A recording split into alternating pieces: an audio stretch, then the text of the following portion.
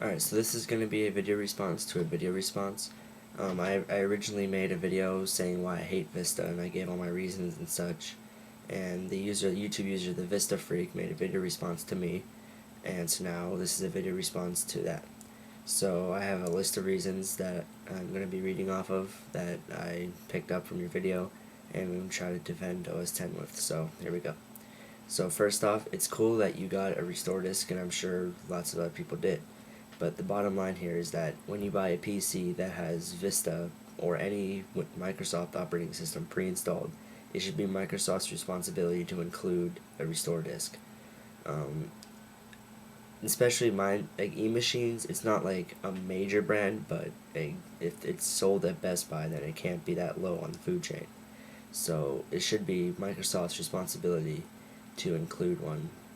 Obviously, if like someone just put together a computer online, or someone just put together a computer in their basement and put Vista on it and then tried to sell it, obviously that's not going to come with a restore disk. But if it's coming from a company like Best Buy or Circuit City or wherever, it should have a restore disk, bottom line.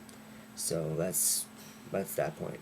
Now, second off, about the viruses, you're lucky that you only got one virus, because there's millions and billions of people out there that get, like, they have to restore their computer like 5+ times in a year because they get a virus. On a Mac, you don't really have to worry about that. You can get a virus on a Mac, but number one, they don't destroy your computer as much. Two, you have to usually put in your username and stuff for your laptop. Well, not laptop, but I'm on a laptop. But for your Leopard, like, username and password on your computer, you have to put that in to even activate it. So if you do that, you're just dumb. And third off, if you really want to get a virus on a Mac, you pretty much have to go out looking for it, because no one really writes viruses for Macs. It just doesn't happen. So, like I said, it's cool that you only got one virus, but that's pretty rare. That's something that you're very lucky for. So now, next, about the RAM. It is very, very important that a computer, an operating system, can run on 512 megabytes of RAM. There's lots of people out there that bought their Mac 5 years ago, 5+ years ago, and since Leopard came out, they might say, oh cool, I want to upgrade to that, but can I? And so if they have an old computer that has 512 megabytes of RAM on it, then they can upgrade. Now, I'm not saying they'll be able to edit video and do GarageBand and have a bunch of windows open at once, but it will run the basic things of the operating system smoothly. On Vista, you want at least 1 gigabyte. And a lot of old computers, it's like all they support is 1 gigabyte, so you're kind of maxing out like the specs. So maybe computers that are like 5 years old, maybe they'll go up to 2, but most like older computers that when you had 512 was a good amount of RAM, computers that old won't really max out that high on RAM. So it's important that an operating system is light enough to be able to run on 512 megabytes. It's very important. In Vista, you can't do that. If you have a computer that's like 5 years old and you want to put Vista on it, either you have to upgrade like pretty much everything for it to work. But by the time you do that, you might as well buy a new computer. It's stupid. So next, about the copying thing, I agree with you. Copying will happen no matter what, because someone comes up with a good idea and then they want it for their company and they tweak it a little bit to make it their own. But there's a limit. I mean, Microsoft copied so much from OS X. I'm not going to get into it because I've already said it, but the things that I mentioned, they just like copied and just wrote like Microsoft in front of it and it made it theirs.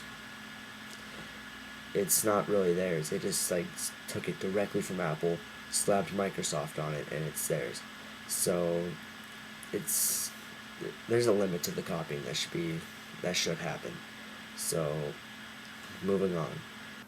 Alright, so this is going to be a little desktop recording here, and I want to show you a few things about like the dock and everything, so I'm just going to go ahead and get started.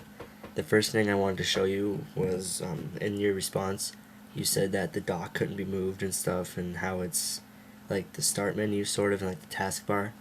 Well, I'm going to prove you wrong. So here we go. I'm going to go into System Preferences, and first off I want to show you that you can move the dock. You can have it either on the left. Here, I'll try to zoom in on this. The bottom, or the right. So it's really easy to customize where your dock is. I just like it at the bottom the best. You can also change the size of the dock and the magnification of the dock. So it's pretty easy to do that. And so next off, he said you can put your applications or whatever in taskbar, and that's all good and everything until you run out of space. Then what do? Well, the dock has a solution for that. It's called stacks. This is every single application on my computer right now, and when you don't want it there, it's not there. And here's a download stack, and if you want to open it in, say, a PDF, here it is. Easy as that. So I also have a document stack. So yeah, that's just that about the dock. It's not like taskbar at all. It's more organized, I think, and there's more features. It's more powerful. And so now I think I'm gonna just go into my documents. I want to show you a quick look. So here's my documents folder, and I put together just like a little thing before this video. It's just a Word file. Sorry if you couldn't hear me very good there. I moved away from the mic. But it's just a Word file, and so to activate Quick Look, you just hit the space bar, and there it is. This is the full Word document. I just put this random picture in there just for the hell of it, just to show you that it does open the file exactly like it is. It doesn't cut out pictures or anything. So, Chia.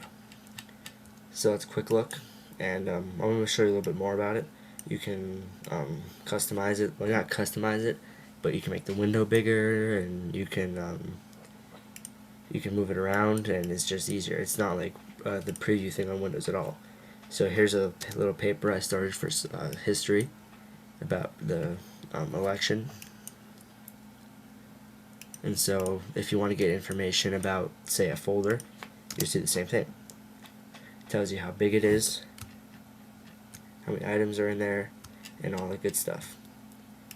So you can play videos in there. You can change how big it is. You can skip to places in the video, and all that good stuff. I'm going to show you one more thing with Quick Look.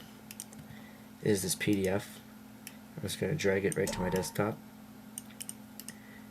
and then I think you can just do it right from the desktop. Yep. Just hit space, and here's the PDF in Quick Look. And again, you can make it bigger. You can even full screen it if you want. So it's really nice. Very easy to use. And so that's just a quick little screen recording there. If you want to see anything else to compare it to Windows, then just go ahead and ask for it. Next on my list is it's really the whole like boot camp thing, installing Windows on Apple hardware. And really, you said that it's Apple's fault for closing down their operating system. No, it's Microsoft's fault for opening it up and letting other people use it. Well, I think what Microsoft was thinking is, either way, it'll sell them more copies of Windows. If people have a MacBook and say they work at a college or something, and at college they only use Windows. Like for example, they don't use Keynote, they use PowerPoint. So I know you can install Word on a Mac, but just say you have an extra Vista disk laying around, or whatever. You could just install that, and you can use Mac at your home, or you can use Vista at work. It's just an all-in-one machine. But really, Apple is smart for not letting Microsoft use their operating system, because that just leads to more crap, like having to have a certain hardware. Apple just didn't want to hear people complaining about how it won't work with some people's computers because they have crap motherboards and all that. So that's just my view on that.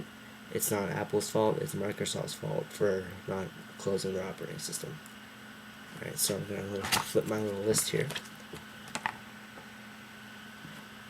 Okay, so now, and then the whole iMovie thing, Apple does let you download iMovie 06 for free right off their website, because a lot of people didn't like iMovie 08, so Apple lets you download for free and install it, and that's really cool. So that's it for this video. I'll probably be doing part 2, so I'll see you next video.